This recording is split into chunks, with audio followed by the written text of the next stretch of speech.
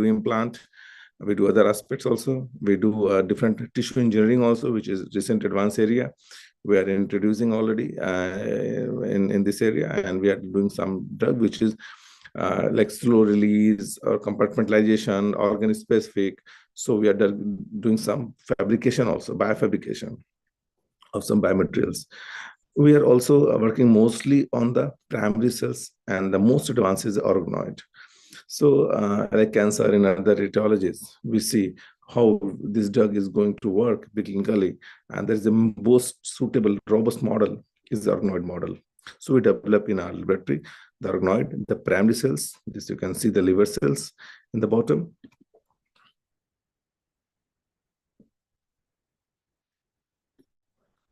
So here you can see there was the hepatocyte. We isolated from the human, discarded tissue from the liver transplant, and we characterize them. And this is the form of organoid. This you can see a very fine structure of the liver, how liver looks like when there is no cell. This is a very acellular condition of the liver. And this is what with the histological pattern we monitor how this tissue changes in response to injury, and that. So if you talk about the core area, we have the preclinical animal model setup. We have more than 15 animal models for liver disease, and we are testing different drugs preclinically. We also have expertise in the hepatic cell biology, where we do multiple cells, crosstalk, their effect, individually on cell, and if we are talking about the antifibrotic drug, we know which cell we should target. If you're talking about the cancer, we know which cell we should target. As I told you, we do the hepatic tissue extracellular matrix engineering, where we are doing in combination with tissue biofabrication. So some tissue engineering aspects also doing. Like we all are very much familiar with like some engraftment of different tissue. So we are trying to create and develop some patches, incorporate the drug. So how this drug can be released from these patches, and that patch can be implanted on the surface of the tissue, where the vital organs like internal or that as well.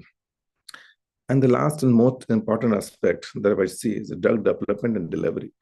So delivery is also very important aspect. Sometimes we know this drug cannot be given orally. Sometimes we know this drug can be cannot given by intravenous.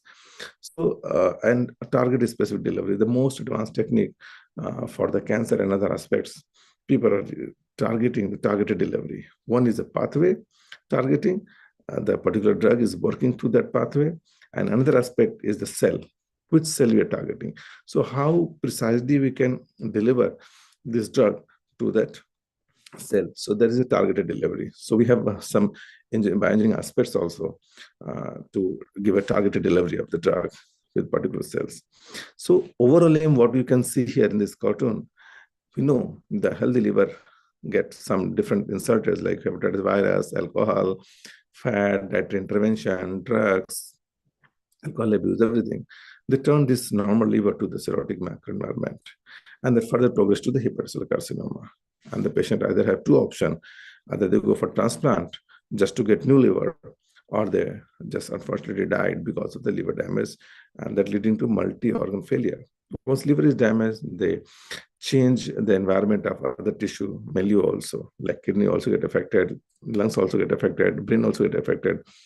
So more than one organ involvement due to the liver injured, they call the acute liver failure, and in some condition we see the acute and chronic liver failure. So how liver is progressed, the disease liver is progressed to failure condition, and that time we have very less time to manage this kind of disease condition, because we know very well that cirrhosis is an irreversible process. Liver cannot reverse if you have cirrhosis.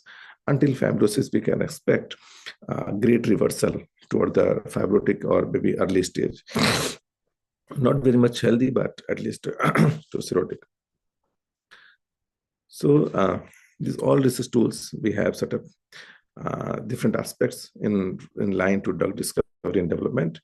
In vivo, preclinical model based, that is most closely to the human, where we can use different models like portal hypertension, cirrhosis, SLF, pulmonary hypertension, hepatopulmonary syndrome, hepatic resection, diet intervention, NAFLD and NASH model, and SCC. Apart from this, we do the rabbit and pig as well. And after that, what we do, we can measure the hemodynamic assessment. Normally, this is a very tedious process. People do not go for hemodynamic assessment in many cases. But of course, with some drug, we are giving intervention, we should monitor the hemodynamic assessment, which is very difficult for small animals, but we have that machinery here. Second, as I explained, and we have developed the most advanced system that is mimicking to the liver microenvironment ex vivo. So we call that liver on chip. So we have designed and fabricated kind of system where it can coordinately can grow all the different cells like primary hepatic cells, well, hepatocyte, HSC, LSEG, and we also advanced up to the hepatic organoid. So in this chip, we culture all these cells, and we use this as a preclinical platform for drug screening. So once we have this drug screening, we can extrapolate this data for the in vivo studies. Also, prior to come to this all in vivo and in vitro, we have a good strategy to develop in silico. So in silico, a lot of people are working, and they have this drug library, data mining, and drug repurposing, repositioning, where we do in silico screening of target for the target, identified target, or sometimes we identify the target also. Pathway analysis we do. We also do the therapeutic performance system STIMS. That is also tool where we can see whether this drug could be have a promising effect on modulating this pathway or not. Mechanism of action also can be predicted using this in silico models. This is software-based analysis, where also we can find out whether this is a single drug or combination of drug can be used together. And there is a drug-drug interaction, drug-protein interaction. This all can be addressed here in silico platform. And ex vivo, we have either do liver matrix biology. We are talking about the more of the bioengineering aspects. So whenever we talk about any disease, any tissue, we know this tissue has a two compartment. One is a cell, one is extra cell. So how this extra cell environment, like extracellular matrix, basically matrix, like a skeleton of the body. So a skeleton of the tissue is extracellular matrix. So these extracellular matrix is contributing in the promotion of the disease. And whether targeting this disease, whether this matrix regulation can help us. If yes, then we can address, and we can identify some target which is mostly dependent on the extracellular matrix protein, which regulate the, like in case of fibrosis and cirrhosis, the extracellular matrix compartment is drastically changed. They change the dynamicity. The deposition of collagen is making the liver very hard. So we can target some molecule, some pathway, which is targeting to deposition of extracellular matrix, or the one who is regulating, who is controlling the extracellular matrix compartment. We can target those pathways by the drug. So this is also one very good aspect to include in the drug development pipeline. So like this is the whole, many of we are aware, this is the whole drug development pipeline. So what we do initially, we do the biomolecular targets, where cell and genetic target, genomics, proteomics, bioinformatics. I mean, in any particular disease line, we first identify what are the genetic or genomic or proteomics targets, and which molecule we have to target, which pathway we have to target. If we are able to target those pathways, then we can think to design and develop that library. So this is very much early stage in the pipeline of drug development and discovery. Then we not just single drug identify. We have a list of drugs which we identify the molecular targets, and we postulate that maybe this all molecular targets can work very well, but we're not sure. So for that, we do for the screening optimization, and in some extent we do the combination and the alone drug. So this is high screening, high throughput screening platform we develop initially, where we check all the molecule action and the library we prepare, and we also expect where this drug is going to be have a discovery potential, where this drug have already known, or this drug is already known for some, this molecule or this pathway is already known for different clinical indications, and we can utilize this molecule or this drug for the different, I mean, repurposing. already indicated for the different clinical settings, but we can try to investigate for the similar or maybe some other pathway which is involved in different clinical indications. So this is one aspect, like some drug is known for antipyretic, anti-inflammatory, and that can be used for a different molecule and different disease condition. Later we optimize, okay, out of this list, what is a lead molecule? Maybe out of many, we were able to find a few lead molecules. And that lead molecule is again very challenging, whether these molecules can be synthesized, can you develop artificially, or this is a phytochemical, this is a natural source, and what is the source of this molecule? So synthesis, isolation is also a very tedious process, identified lead molecules. So this is one also very important step. So lead optimization and library development. So once we have developed the lead molecule, we identified the lead molecule, then we can only go for the in vitro in vivo studies and cellular. So drug selectivity, first we do the in vitro MTT assay, we try to see the milling concentration, and the LD50 we calculate on the animals, and then we see whether these drugs are toxic or not. So this is all we do in vitro and in vivo platforms. Later on the toxicity profile, we also go for the efficacy. So different diseases where we are proposing this molecule can work with this particular clinical application, like some disease etiology. So we try to mimic those models in vitro or in vivo. And then we test this drug to check the efficacy of that lead molecule. And that lead molecule also maybe it come in the simple structure, maybe come in the complex, and maybe sometime we modify the structure also just to reduce the toxicity. And then we go for the preclinical. The preclinical data led us to go for the clinical trials. This is all we know. Now the drug is ready for clinical trials, but still certain limitation with the drug that can be addressed only in the actual scenario. So actual scenario, what we do in the clinical trials, we enroll the patient, we do pilot study, and where we check the monitoring of human safety. The safety study we do perform very well early. This is a very primitive stage. And then evaluate the effectiveness and dose optimization. At what dose, maybe this that's having toxic effect, maybe less dose, this having beneficial effect, less beneficial effect, but no toxicity. So this is what aim we put behind the clinical trials. And finally, and these drugs, when we complete the clinical trials, clinical studies, we go for the regulatory bodies for their approval. That is the FDA.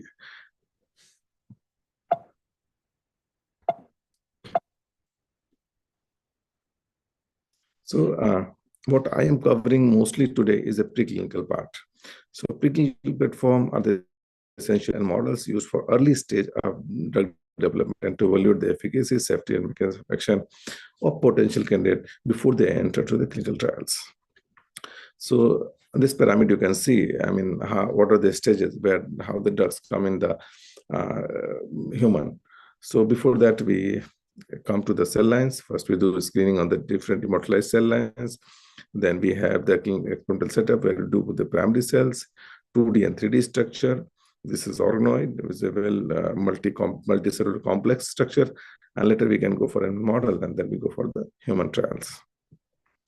So preclinical platforms, as I explained, two part we have. One, vitro studies, where we conduct different tests, culture dishes, chips, and high throughput cost-effective screening is not available on both animal cells, immortalized human cells, and with the primary human cells. In vivo studies, we perform basically on animal models and evaluate the systemic toxicity, organ toxicity, and therapeutic potential. So these are the tools where we can see two-dimensional 2D culture model, three-dimensional culture models we do for in vitro, animal models, smallest from zebra fish to rat, pig, whatever you can expect. These models we're using, even the primate, some drugs can go to the primate also. This is also a very novel techniques. New discovery has been introduced by the different researchers. They have a microfluidics organ-on-chip devices. So benefit of these devices, they are hybriding between the animal and the total cell culture, because this is a cell-based, so this is copying some quality of the cell culture system. But this is a dynamic culture system. I'll explain in the coming slides. So that can help us to understand in this circulatory physiology. I mean, how the circulation is helping drug metabolism, excretion, and targeted delivery. So this is a kind of hybrid model between the animal and the cell culture system. So this is more close to physiological rather than in vitro systems. So importance in drug delivery system is preclinical, phase 1, phase 2. Normally we do phase 1, let's say pilot study. Phase 2, we do more than 100 patients. Phase 3 is more than 100 patients. Phase 4 is more than 1,000 patients we do. So safety, tolerability, pharmacological drug interaction in healthy volunteers we try to do on the phase 1 because this is a safety study. Safety, tolerability we do on the short, intermediate, and affected patients. In phase 3, normally confirmatory evidence showing the new treatment is safe, efficacious in any kind of. This is one example again for TB, but this is true for most of the drugs. Later, after the phase 3, when the FDA reviewed the drug, they got approved, and then they should come for the phase 4. So, prior to go this, what are the merit and demerit of these trials, where we do some in vitro and preclinical platforms. So in vitro models, we use primary and cell culture system, but the advantages of these are they are cost effective, easily adaptable and augmented, directly way to study the mechanism and reproducibility. You can do batch drug for screening prior to go to humans. Disadvantage is what we have, as we very well know, this is a not representative in vivo model that I already explained to you. This is a totally in vitro system. This is not very much physiologically correlated or addressed those problems. Long-term studies may be challenging because we cannot do a long-term chronic follow-up of this drug, whether this drug can be exposed to this system for more than 2 weeks, 3 weeks. It will be difficult to monitor in the in vitro system. That is true. I mean, we can go for the in vivo models for that. So, as I told you, this ex vivo models, but there's a macrofluidics or organoid, there's a hybriding, which in the plain 2D culture model, where we are plating the cells, putting the drug on it, and we are checking the toxicity and efficacy. While in human, or also in primates or the small animals, rabbits, rat, canines, we check these models the physical strength of this drug. Because this drug, either we give the parental route, oral, intraperitoneal, or intravenous, and the long-term follow-up is possible. But prior to coming this area, we have this hybrid system where we can do a prolonged culture also up to the months, and we can test some in vitro follow-up of this drug, and we can address the toxicity here. So the most advanced is a hybrid model that is a preclinical device, liver on chip. It is a multi-channel 3D macrofluidic-based dynamic culture model. Multiple times I'm saying dynamic culture. So dynamic culture is something which is coming and going through the circulation, like in the human body, human tissue. Whatever we give any drug, they are not just going and sitting on the cells. They're absorbed by the vasculature, blood vasculature, and they're giving that particular tissue and coming back to the system circulation. Again, they're reaching to that particular tissue, that inflamed or damaged tissue. Similar model, similar physiological model, mimicking the physiological condition, that was the liver on chip. So in liver on chip also, we try to miniaturize the whole tissue in a small plastic dish. This plastic dish is very much structurally, we can design with the anatomic structure of the organ, and there we can connect with the reservoir. This reservoir will, like a body, gut, or vascular system, where the drug, most of the drug, after the first pass metabolism, they come in the circulation. So this reservoir act as a circulatory part, and the tissue, the dish is acting like the tissue part, a miniature of the organ. So this organ is come with this, and we connect, and then we put the drug in the reservoir. The reservoir allow this drug to reach to the particular tissue and then come back to the circulation, then come back to this. And here, what is the benefit? Is this kind of miniature of this organ. Like here, I'm giving an example of the liver, but similar example, we can connect with the 2-3 different organs. We have the, nowadays, some researchers have developed the gut on chip, liver on chip, vessels on chip, kidney on chip, lungs on chip. So this kind of device can help you to understand the connection, the crosstalk between 2 different organs in response to one drug.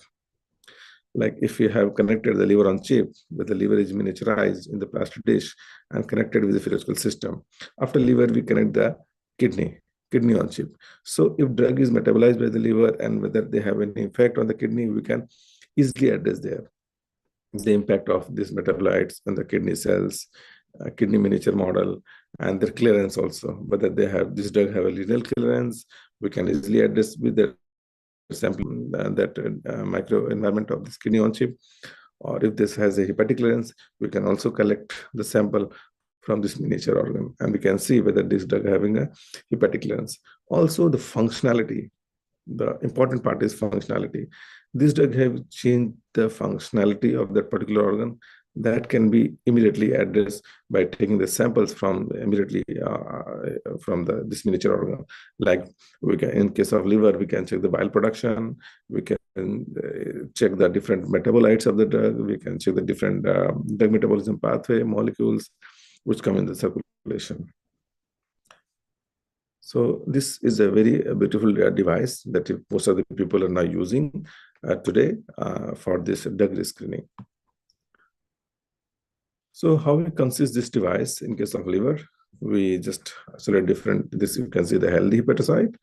And this hepatocyte we develop when we, like in NFLD model, we try to develop mimicking the model of NFLD in vitro. So we treat the cells with a different concentration of the palmitic acid, which is the toxic fat. So after the fat toxicity, you can see the cell phenotype has been changed, and we characterize with the different markers. I mean, is a marker for the hepatocyte, different nylide staining, and we have done the other stainings for that. So this kind of ASGR and the markers which confirm whether this fat have some bad impact, some effect on the different functional marker, the albumin production and something. So in these cases, in this kind of experiment, we do a very primitive stage where we see this model is suitable to screen for this drug. If any drug we are proposing for NFLD, first we screen the in vitro systems, and later we go for the in vitro dynamic culture. So this is the like liver on chip model what we have developed and using some microfluidic device. So this is a device. This is a reservoir that we're talking, and this is the liver on chip miniature. So how we design this liver on chip? We isolate different cells. We plate them together in a different compartments, and all compartments like tissue, anatomy, the microstructure, the ultrastructure of the liver, we connect in the similar fashion. So all the cells are connected like vessels part, and then the fibroblast part, and then the hepatocyte part, and then the coloncyte and other cells. So these cells are normally they are connected through the media, not directly, but they have different compartments, and all compartments are connected with the microvascular structure, like the microfluidics and the membrane-bound structures. And later, what we do when we are able to characterize this kind of assembly, we know now we have all cells what is present in the liver. Then we add the drug in this reservoir. So this, how we design this is actually, you can see here in the normal liver, this is the structure, anatomical structure, and we just design this all the liver on chip, different cell fraction in the very in the fashion. And what we do, different drugs we use in the reservoir, whether for vessel compartment or maybe for some different pathogens, in response to pathogen, different drugs.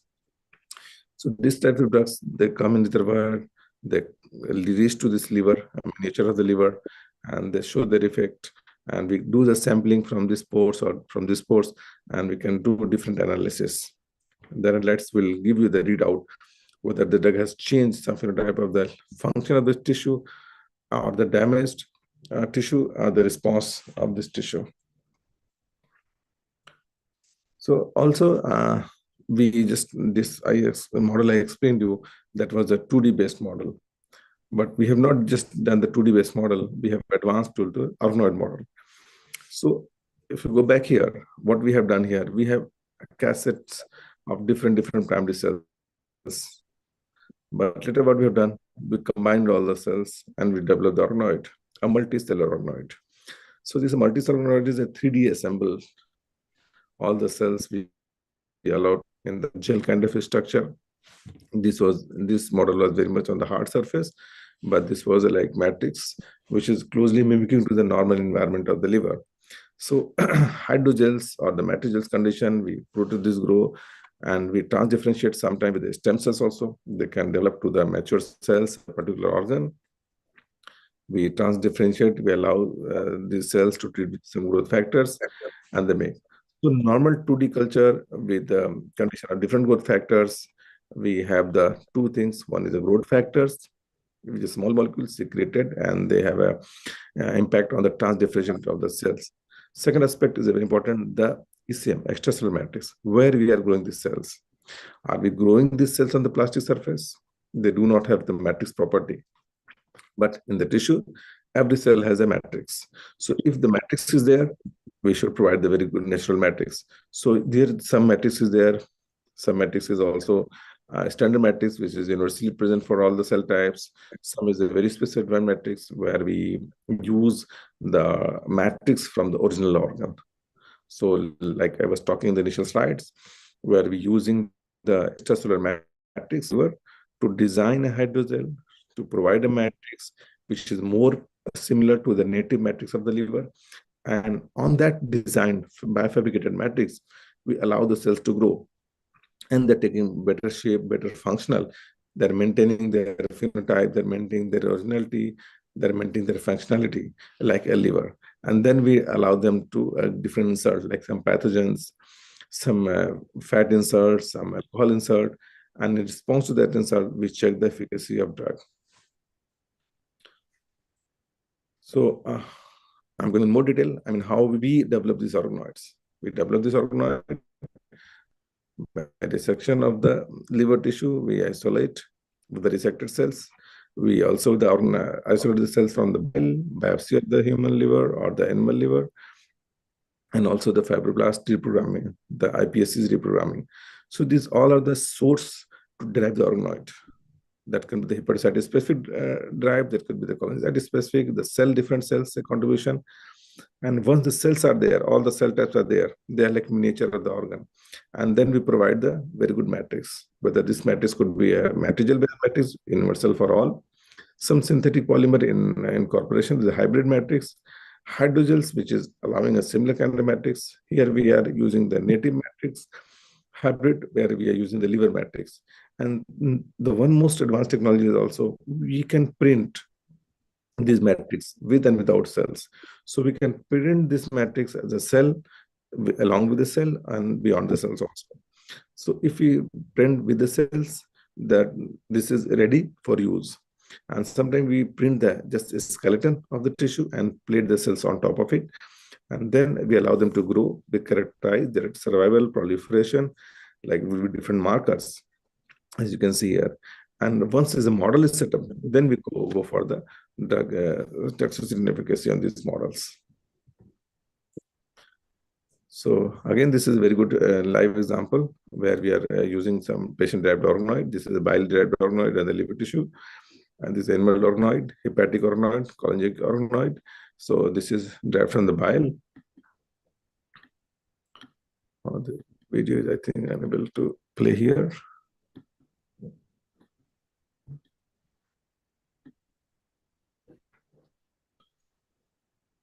So as you can see, this is the organoid derived from the human bile. And this, they have, in the vitro, they are giving a shape for that kind of a structure.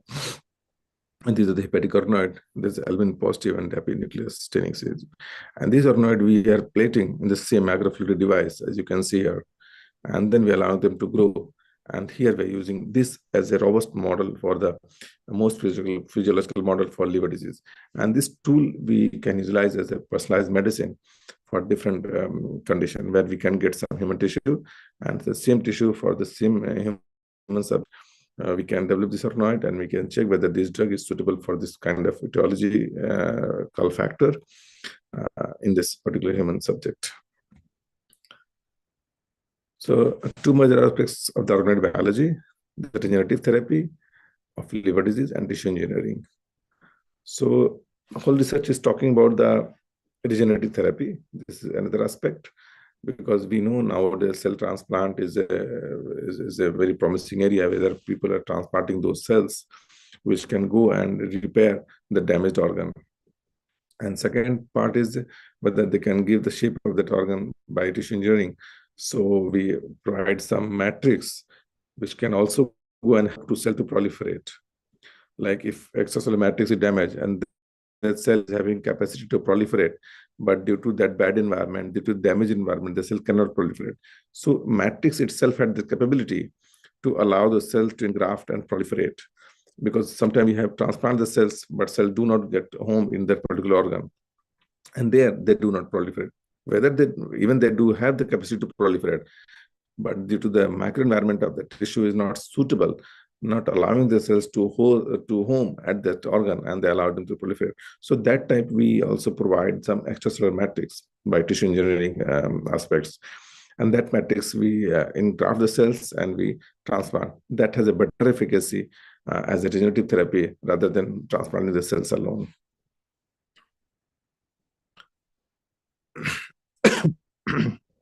Sorry. So liver regenerative medicine approach is like regenerative pharmacotherapy, where restoration of biomolecules, regenerative growth factors, immunomodulatory, we can check here. Cell-based therapy, we're talking mostly about the MSCs, mesenchymal stem cell, hepatocyte organoid, cholangiocyte organoid, or multicellular organoid. And the administration. That is the most challenging part, how we have to transplant these cells. So the systemic, portal, or the bile duct. If the damage is in the bile duct, we can also try to deliver this organoid, this matrix embedded organoid through the bile duct, through the systemic circulation, and some time there is also a possibility to send them through the portal circulation, which is mediating through the organ transplantation. We can get the cells from here, from the donor liver, and we also can bioengineer those bud kind of a structure with the help of extracellular matrix. So what we take the source of the liver organoid, healthy individuals. Sometimes we get some iPSC cells, bone marrow cells. We allow them to differentiate the particular lineage of their cells. And disease patient, we have already a disease patient which the cell have already having this kind of intrinsic pathway activation, which allow this tissue to proliferate. These cells have a proliferating capacity more. So this kind of experiment, the matrix regeneration we have done in a few studies. So I'm giving an example in one study what we have done. We have tried to transplant the intrahepatic cholangiocyte organoid, and that was embedded with the distalized liver hydrogel matrix, which supports the hepatic cellular proliferation and differentiation in chronic liver disease. So very first what we have done, we have just one disease model where the chronic liver injury is established, and we try to repair with the transplantation of hepatic cholangiocyte organoid. So this is the aspect I'm showing you. We first isolate the liver, we resected them, we allowed them to digest, enzymatic digestion. After that, we isolate those cells. These cells we characterize the intrahepatic cholangiocyte. This we just embed with some matrix. So cells have a better engraftment. And prior to that, we characterize whether we have very good quality of cells, because this is the platform we are suggesting people to use for screening of different drugs. So regenerative aspects, a cell-based therapy and a drug-based therapy. So here we're talking about most of the cell-based therapy. So cell is very much purified, isolated, characterized, and we know the functionality also at different days. Up to 7 days, we characterize the cells. Now this characterized organoid, we transplanted into different in intrahepatic cholangiocyte transplantation, hepatic transplantation, and some with the tissue matrix grafted transplantation we do. So this kind of study we perform preclinically. So I'm showing this idea because we know interdiscovery platform very good aspects where we see beyond the drug, so cellular therapy. But to address the cellular therapy, their toxicity, their efficacy, what model we should take. So this all is possible preclinically only. So in these preclinical models, best suitable models, if we will check this kind of approach, which is having a non-drug based therapy, and that could have also a better option for the disease inhibition of the progression and restoration or recovery or prevention of the disease progression. So this is all the different analysis we do, and histologically based, and some IF based, and some functionality also we address. We check whether after transplantation, whether the cell is intrinsic cell is proliferating or not, whether the damaged tissue is repairing, they're allowing the new cells to grow, and whether these cells is their organ's own cell or the new cell which we have transplanted. In between, if anyone is having any question, they can ask, because in the end we will maybe we'll forget the questions. So I'm allowing anyone, if you're interested, they can ask something if they're interested. So I'm giving a glimpse of the other part also, and that is a digitalized matrix as collagen scaffold. We are using the 3D models. So we are designing the matrix only, and that matrix has both potential. This matrix we can use as itself a bioengineered matrix can go and help to proliferate those cells rather than transplanting whole cells. So these cells can help native cells to proliferate, because matrix also got damaged. So whatever the quality was matrix, which was maintaining the homeostasis of the tissue, they're damaged. So they're not doing that. They're having a different remodeling system. So now the matrix which are maintaining the homeostasis, they are helping to proliferate in those cells which are contributing to the disease progression. So if we are restoring the matrix population by transplanting new matrix, that's also have a very good approach to address the regeneration of the native tissue. So this is like once that we have addressed some chemical modulation of this matrix, where we develop the matrix with the hydrogel based, and we characterize them. And this matrix we use for the culture of the 3D tissue. So 3D platform also we are using a lot as a bridging therapy in the organ transplantation, where there's a less possibility of this organ, though this is at clinical level only at the moment. But of course, there's a very great potential if we are characterizing and developing this technology. So the 3D platform, organoid and spheroid from different tissue source, culturing them, matrix, and that platform itself can work in the both way. Again, I am focusing your concentration on the same aspect. This in vitro, this whole model, a miniature of the liver that can use for the drug screening, a lead molecule identification optimization. Second, the toxicity of that molecule, this miniature, because this will give you not exactly real picture, but almost very close to the organ, what you are not giving in the one cell based assay. So drug toxicity can be addressed beautifully on this 3D model, miniature organ in vitro, and we can address the toxicity. Also, we can just get this source, if we are getting these cells from different source which is already damaged, or maybe in conditional, we can provide them then insult. So these 3D models in vitro can also mimic the disease etiology and pathophysiological mechanism in vitro. And there also we can check the efficacy and toxicity of the drug. And all these 3 steps will give us a clue how we can then further use the patient-derived organoid for the drug screening for the human hepatocellular carcinoma, or where we need very close precision medicine, personalized medicine. So there we can utilize, using this knowledge, this technique, the patient-derived organoid. And this organoid is specifically for that particular kind of patient who is having this kind of certain kind of etiological factors, some disease. And we want to address whether these drugs can help to suppress the disease, or can repair the tissue, or can prevent the disease. These drugs we do not know whether this drug will work or not. So this kind of tools can help us to design those drugs. So overall, if we talk about this technology replicate the human physiology, High throughput screening of automated analysis that can be done, bridging therapy in organ transplant, and the drug therapy. So if I am emphasizing again the same thing, if where the organ transplant is not possible, not feasible, and the patient may not be eligible, we can also look for the bridging therapy through the cellular transplant. This is also good for the systemic disease modeling. And the most important from the regulatory aspects that can predict the disease progression in response to drug real-time monitoring. So this aspect is going to help you the regulatory compliances of the drug, where we have to know whether this drug has been investigated for this long period of time and it's very close to the liver tissue or any tissue. This is just model of liver I'm explaining, but this can be true for any kind of tissue.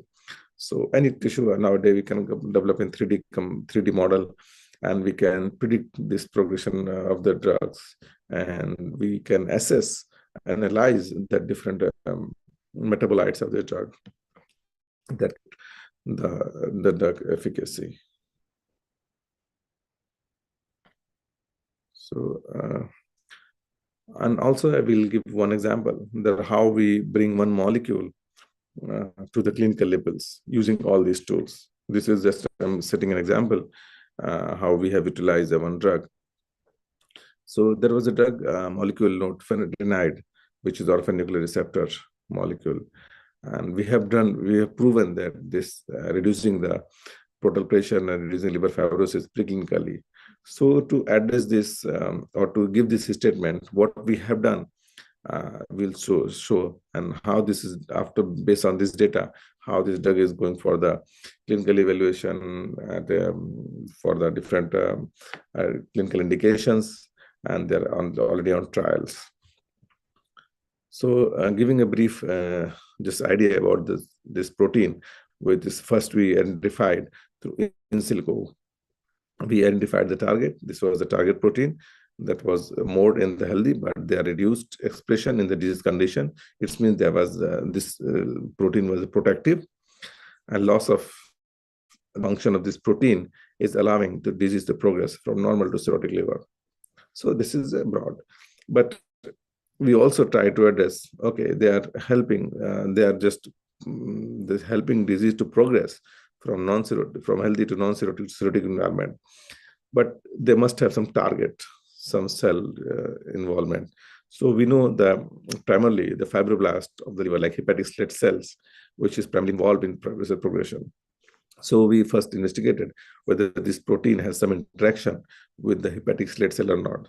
So through different investigation, we came across to this knowledge that this protein is involved in the activation of this fibroblast, which is the main culprit and producing a lot of fibrosis and collagen deposition in the extracellular space, which is allowing the cell, the whole liver, to become cirrhotic. So we thought if this protein is present on this, why not we can target this protein? So we targeted this protein, and for that, we tried to modulate this protein with the different conditions.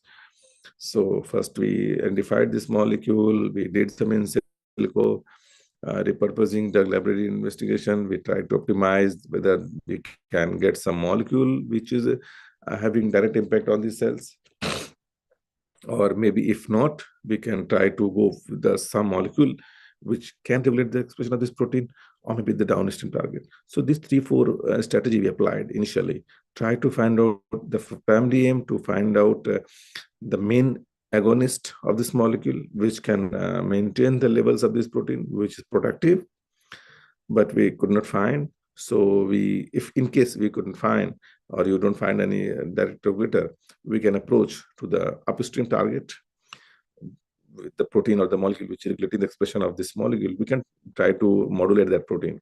So that is upstream strategy. Again, we also can downstream strategy. We can find out, okay, what this secondary messenger of this molecule, if this molecule is present, what they're doing, can we supplement that molecule? So that was the downstream strategy. And finally, if out of 3 this not is working, then we can target the effector strategy, where we can see in the final, this protein, this molecule, is what kind of impact they have at the transcription levels on the final product. So can we give this direct to that final product? So this is the effector strategy. So in this drug development pipeline, we have the lead optimization, in silico drug library development, and we identified this one molecule. This molecule we found, okay, they have almost 80-90% similarity with the main target, which can directly regulate this molecule. This protein that is regulated by this molecule. So we just check the affinity, and we found that, okay, this pure form is having some interaction, but which is not sufficient. So we modified the pure form of this chemical skeleton with the help of some chemist and some pharmaceutical sciences person who help us to design and to reduce the toxicity of and enhance the bioavailability. So these are the combination where we develop when we are screening any molecule and you're trying to check the lead optimization of this molecule or efficacy and toxicity. So bioavailability is also a very important aspect. So we are using this kind of technology where we enhance the biomolecule. So we have first check in vitro, and we have found that, okay, this drug having a very great impact on this particular cell, which is involved in the fibrosis progression. So we modified this pharmaceutical compound. Now I can say this is a pharmaceutical compound because we have done all the screening, lead optimization, toxicity, and everything. Now we are coming to the efficacy part. So this we have checked, and we found, okay, they have a great potential to reduce all the fibrotic markers in vitro. And we have checked, confirmed with the proliferation, and they're inhibiting the proliferation.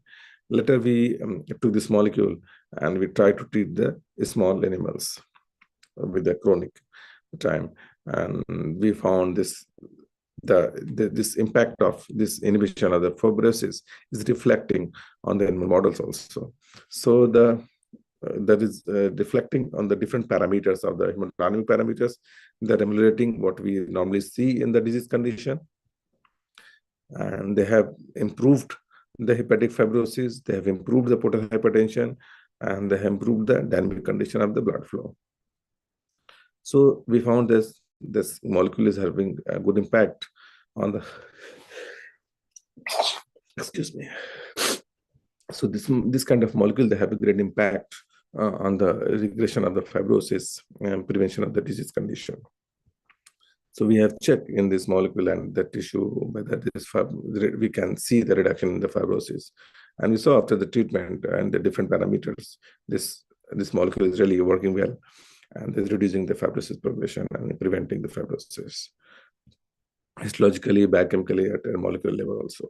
So we concluded this molecule in both in human as well as in animal, they are enhancing the particular target that what we are. And this molecule is safe also because we have done toxicity and all the meeting the regulatory compliances. We have also have potential to get the patent of this molecule recently done. And later we did the preclinical, and the basis of this preclinical data, this molecule went for the clinical trials. So I think I have explained enough about the preclinical platforms. But one aspect is important, and just I have talked a little bit more about the efficacy and experimental part. But one aspect is also was missing, the targeted delivery. So what kind of molecule, how we can design to delivery the particular molecule, small molecule gene therapy to the particular tissue or particular cell type. I'm not talking more about the compliance of this molecule, because the sterility compliance is another aspect, but I can show you some experimental data which is showing this kind of strategy is safe and working very well. So here what we have done, we have synthesized a peptide which has the affinity to bind matrix, and this paper has been published prior to that. So first we characterize the peptide, the molecule, and second, whether this skeleton of this peptide can help us to reach the particular tissue type and the particular cell type. Can we utilize this, whether this is safe or not, whether this will be effective or not. So for all this, we have done the preclinical, in vitro, and later in vivo. So this peptide, we can see, this is a chemical structure, peptide molecule. This helps us to self-assembly and uncertain of some main activators. and this cell have assembled vesicles, a kind of vesicles, nanoparticles based, and they're entrapping all the like molecules, small molecules, gene-based assays we can perform. So like as delivery of siRNA, mRNA, and some other. So this is one example. We have used the siRNA delivered to the tissue. So in the liver disease, first we damage the liver, then we injected intravenously this peptide entrapped with a siRNA for this particular gene, because we already have proven in another study this protein is very much important to maintain the homeostasis of the liver. So we thought, if we will lose these genes, what will happen?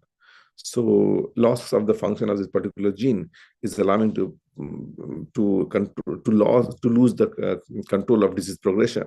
So that's what we try to address here. So we characterize this molecule first chemically, and we have seen this is a safe, the levels is permeable. Here is compliance part will come, because we know this is feasible to give in vivo in circulation. They're not going to block, they're not going to get a thrombosis kind of structure in the circulation, because this we are giving the intravenously. So first we did the, again, in vitro toxicity. This example I'm giving you, how this pipeline works actually.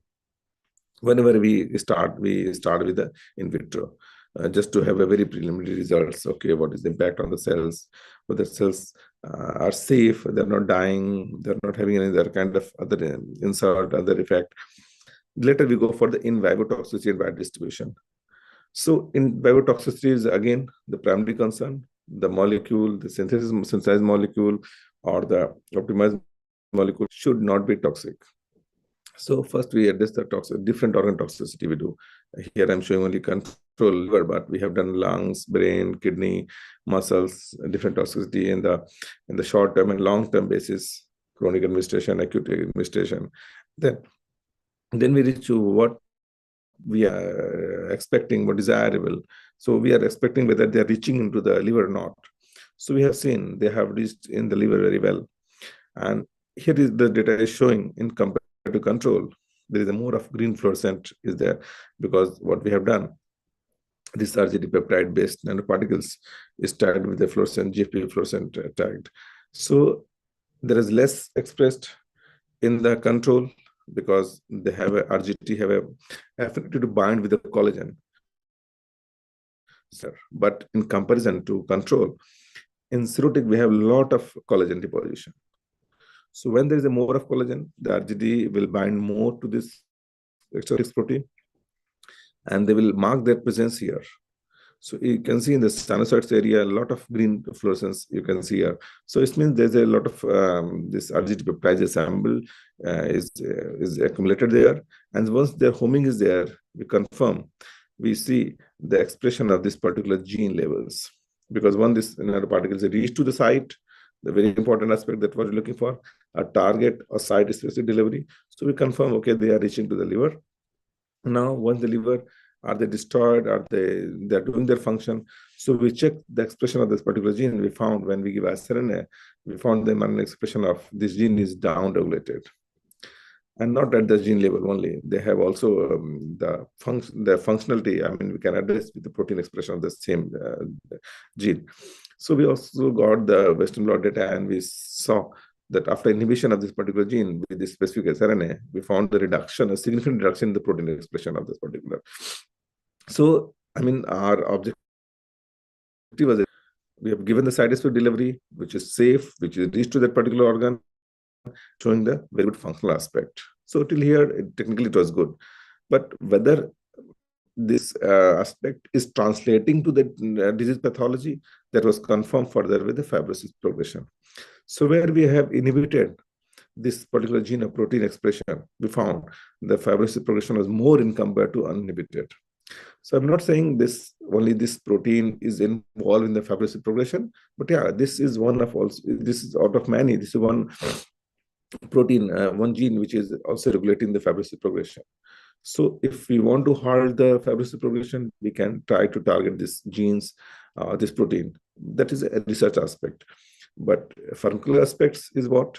That we are able to give a side-specific delivery, which is safe, and reaching to the particular organ and reaching to the particular cell type.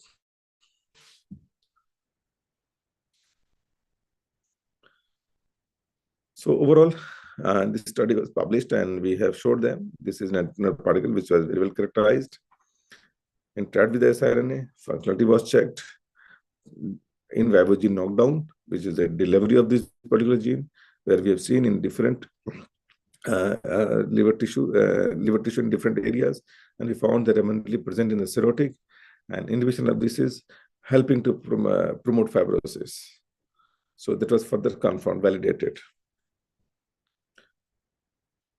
And in other, also we have checked that site-specific delivery of another molecule with the same strategy, where we have tried to deliver one protein, and that we have tried to give, not go through the systemic circulation, but that has to go with the lymphatic vessels. So we have done in one study, we will talk more about the bypass of the liver, and that because this is a lipid mediated, so that can go to the different route and avoid the liver and try to reach to this target organ. Because sometimes if liver is damaged, we cannot, sometimes we should avoid to give that much load. Organ is a distance away from the liver. So here we try to manage the angiogenesis in the different parts in lymphatic vessels. So we targeted to give this lymphatics, this protein, which can help to proliferate the lymphatic angiogenesis. So these are the raw data, but I will just conclude here that in the human and the animal models, again, we have checked the similar strategy where we have given orally this kind of molecule for targeted delivery. And this delivery was reached. We have characterized them. We have seen the impact on the liver disease. We have seen the translational impact, and we also proven the mechanism of this molecule, how they're affecting the disease condition. Another aspect is also I will covering small in the fat and models. We have again given this a targeted delivery of this kind of a small molecule, which is helping to inhibit the particular cell type and the expression of particular pathway, particular gene, which is ameliorating. So apart from drug, I'm just highlighting this part. Apart from drug, this kind of a strategy also can work non-pharmacological modulators, which is helping to regulate those pathways which is involved in the disease progression. And these are the platforms we are using in different animal models, because this is again a very important area. We try to address the drug, we are trying to address the disease condition, but until unless if we do not have very good model, a very good mimicking human disease model, we cannot address those conditions. So these are some preclinical platforms, and this is a very robust models we used to develop, and many researchers are using these models worldwide, and they are assessing all the pharmacological toxicity, efficacy, regulatory compliances on this kind of model to address. And this is a different kind of modern days. We have this kind of technology where we can assess different parameters, invisibly and non-invisibly, in this animal model. So prior to go to the human, we know, how close we can analyze the impact of this drug preclinically. So these are some tools that people are using: catheterization, pressure, cardiac studies. We are also doing this kind of hemodynamic studies in the animal models that in giving us the lead to any molecule can go to the clinical levels. We also can do here to the analysis in the small animals for different parameters. Histological different parameters we are setting. Even in liver disease, we can characterize not with the liver only, but pulmonary, cardiac, all the parameters can be addressed in response to drug. Surgical intervention also we do. So kind of models we just isolate the liver and we transplant sometime liver, we just isolate and try to address the mechanism part.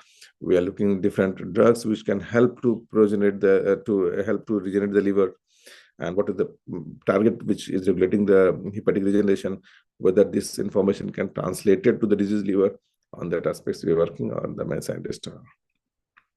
So lastly, prior to close, I will just give an idea about the pathophysiological mechanism of the liver cirrhosis, and they develop in the progression of portal hypertension, cirrhosis, and the other complications related to cirrhosis.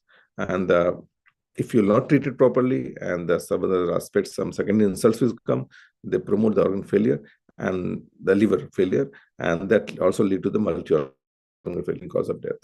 So this was the one study where we have tried to check the effect of this drug in prevention of ACLF. And this kind of, again, I'm emphasizing on the same area. The preclinical tools is very, if the tools is very strong, very robust, so the data you generated then can easily go to the translate to the human trials. So this drug is already, they have checked in the human after the investigating this drug. So with this, I would like to close about the preclinical platform, especially designed for the liver disease, and different aspects we are using with the drug for their safety, compliance, and for the efficacy. So thank you, everyone, the one who are patiently listening me.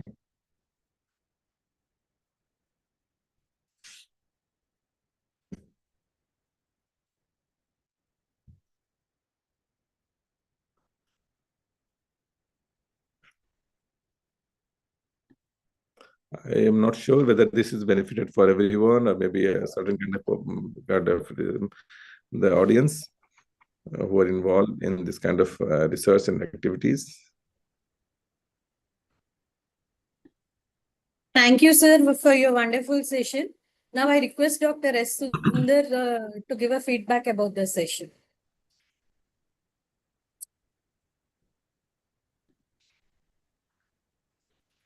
Very nice presentation, sir. I don't know that much of about liver and what are the drugs it is possible to develop it.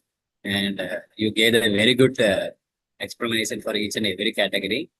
And thank you very much, sir, for your valuable speech. Thank you, everyone. Again, I'm saying I'm not very expert in the compliance, but I am in the more of the developmental side where we are using the drug and this kind of studies we're doing to develop drug and their safety and efficacy. The regulatory compliance, yeah, we have to learn more. Maybe I will get some benefit out of the different speakers. And I've already got benefited also. I have learned very good talks. So that was wonderful to meeting you all and having this opportunity again. I'm thanking you all. Bye. Thank you, sir. Thank you.